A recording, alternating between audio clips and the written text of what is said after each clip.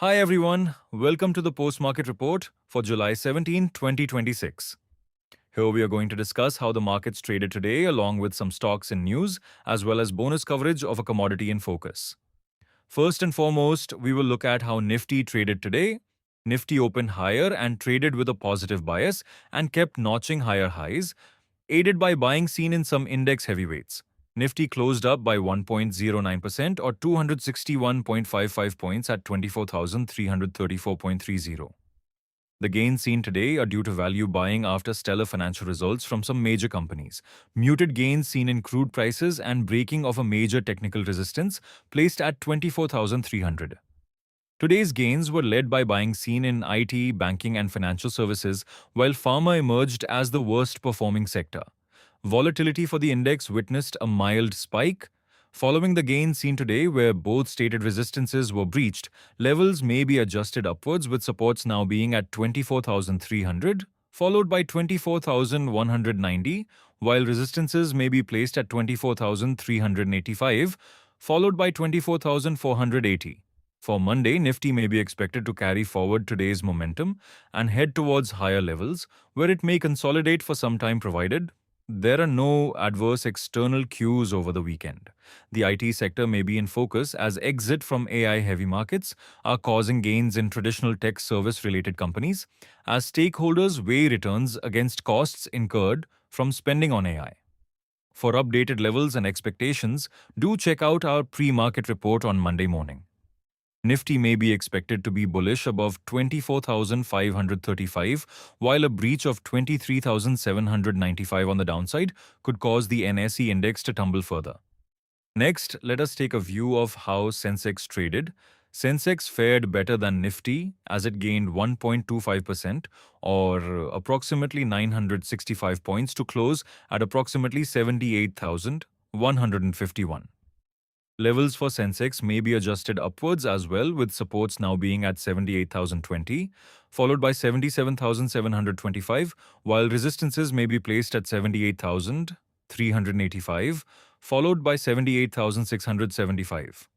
Sensex may witness positive momentum above 78,385, while a correction below 76,080 could cause negative momentum to intensify. Now we will take a look at the moves seen in crude oil.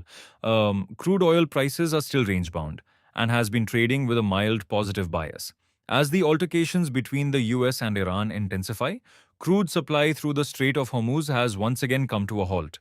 Volatility for the commodity has dipped but is still elevated. Since crude oil is still trading within a range, levels could be kept the same with supports remaining at 7,650, followed by 7,545, while resistances may be placed at 7,800 followed by 7,915. For today, crude oil prices may be expected to remain range-bound as it continues bouncing between levels as it stabilizes. Sudden spikes may be expected only if the West Asia conflict intensifies further and causes damage to crude-related infrastructure in the region. Trading between levels still seems to be the way to go, provided proper risk management measures are taken. Crude oil may become more bullish above 8,000, while a break below 7,290 could cause the commodity to correct back to normal levels. Finally, let us look at a few stocks in the news today. Federal Bank shares gained after the bank reported a strong set of Q1 FY27 results. Net profit surged 37% year-on-year to 1,177 crore rupees, supported by healthy business growth and improved operational performance, boosting investor sentiment. Tata Electronics is set to launch India's first large-scale semiconductor fabrication facility using 90-nanometer process technology at its Dholera plant. The move marks a significant milestone in India's chip manufacturing journey and is expected to strengthen the country's semiconductor ecosystem. JSW Steel reported a robust Q1 FY27 performance, with net profit more than doubling to 4,696 crore rupees, while revenue grew nearly 10% year-on-year to 47,364 crore rupees. The strong earnings were driven by improved operational performance and healthy steel demand, despite a moderate rise in expenses. Before we sign off, we would like to let you know that free webinars will be conducted over the weekend.